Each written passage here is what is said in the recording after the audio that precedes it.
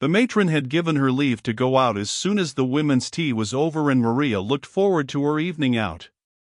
The kitchen was spick and span. The cook said you could see yourself in the big copper boilers. The fire was nice and bright, and on one of the side tables were 4 very big barmbracks. These barmbracks seemed uncut, but if you went closer you would see that they had been cut into long, thick, even slices and were ready to be handed round at tea. Maria had cut them herself. Maria was a very, very small person indeed, but she had a very long nose and a very long chin. She talked a little through her nose, always soothingly, "Yes, my dear," and "No, my dear." She was always sent for when the women quarreled over their tubs, and always succeeded in making peace. One day the matron had said to her, "Maria, you are a veritable peacemaker." And the sub-matron and 2 of the board ladies had heard the compliment. And Ginger Mooney was always saying what she wouldn't do to the dummy who had charge of the irons if it wasn't for Maria. Everyone was so fond of Maria. The women would have their tea at 6 o'clock, and she would be able to get away before 7. From Ballsbridge to the Pillar, 20 minutes, from the Pillar to Drumcondra, 20 minutes, and 20 minutes to buy the things. She would be there before 8. She took out her purse with the silver clasps and read again the words "A present from Belfast." She was very fond of that purse because Joe had brought it to her 5 years before when he and Alfie had gone to Belfast on a Whit Monday trip. In the purse were 2 half-crowns and some coppers. She would have 5 shillings clear after paying tram fare. What a nice evening they would have, all the children singing. Only she hoped that Joe wouldn't come in drunk. He was so different when he took any drink. Often he had wanted her to go and live with them, but she would have felt herself in the way, though Joe's wife was ever so nice with her, and she had become accustomed to the life of the laundry. Joe was a good fellow. She had nursed him and Alfie too, and Joe used often say, "Mama is Mama, but Maria is my proper mother." After the breakup at home, the boys had got her that position in the Dublin by Lamplight Laundry, and she liked it. She used to have such a bad opinion of Protestants, but now she thought they were very nice people, a little quiet and serious, but still very nice people to live with. Then she had her plants in the conservatory, and she liked looking after them. She had lovely ferns and wax plants, and, whenever anyone came to visit her, she always gave the visitor 1 or 2 slips from her conservatory. There was one thing she didn't like, and that was the tracks on the walks, but the matron was such a nice person to deal with, so genteel. When the cook told her everything was ready, she went into the women's room and began to pull the big bell. In a few minutes the women began to come in by 2s and 3s, wiping their steaming hands in their petticoats and pulling down the sleeves of their blouses over their red steaming arms. They settled down before their huge mugs, which the cook and the dummy filled up with hot tea, already mixed with milk and sugar in huge tin cans.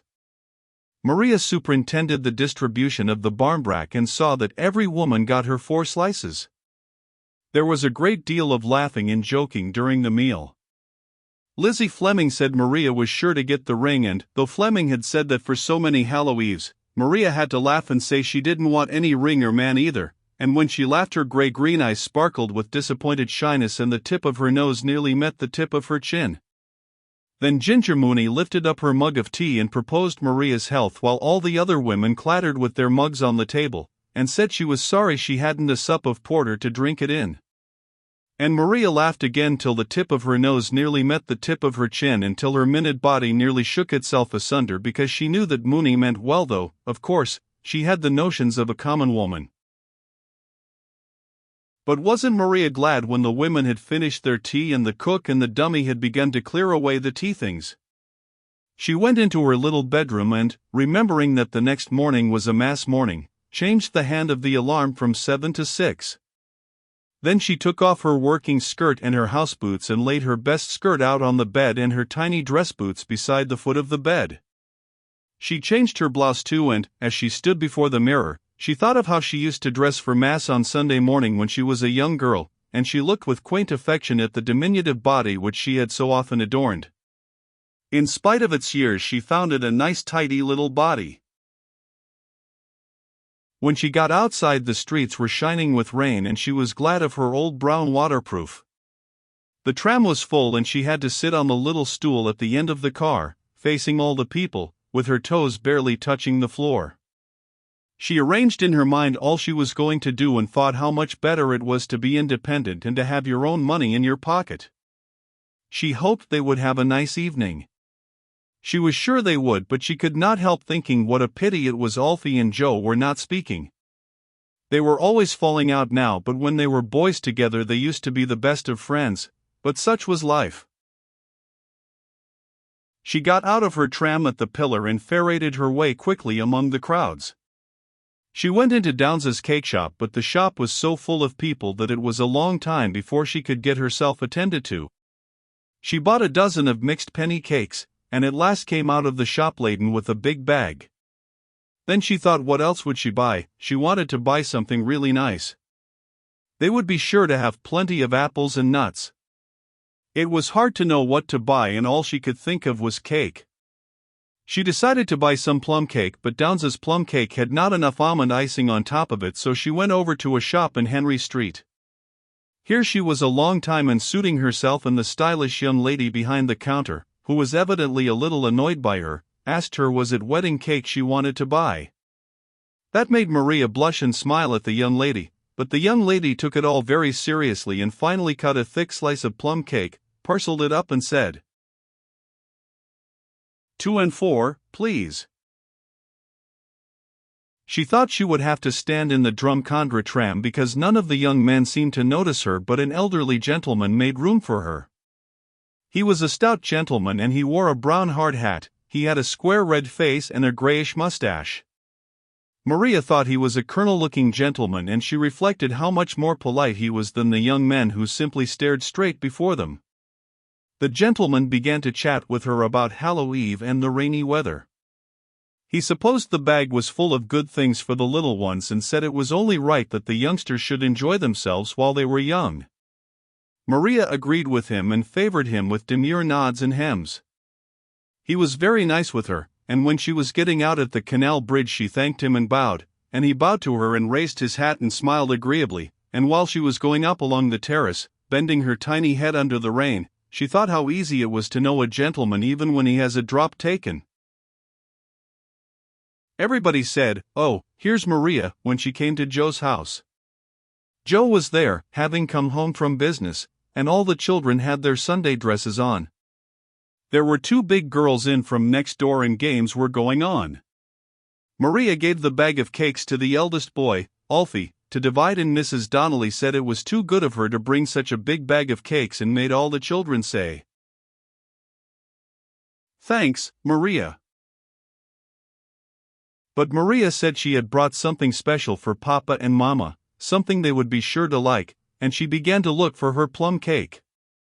She tried in Downes's bag and then in the pockets of her waterproof and then on the hall stand, but nowhere could she find it.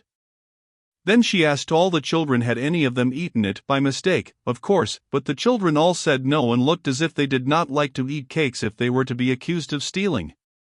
Everybody had a solution for the mystery, and Mrs. Donnelly said it was plain that Maria had left it behind her in the tram.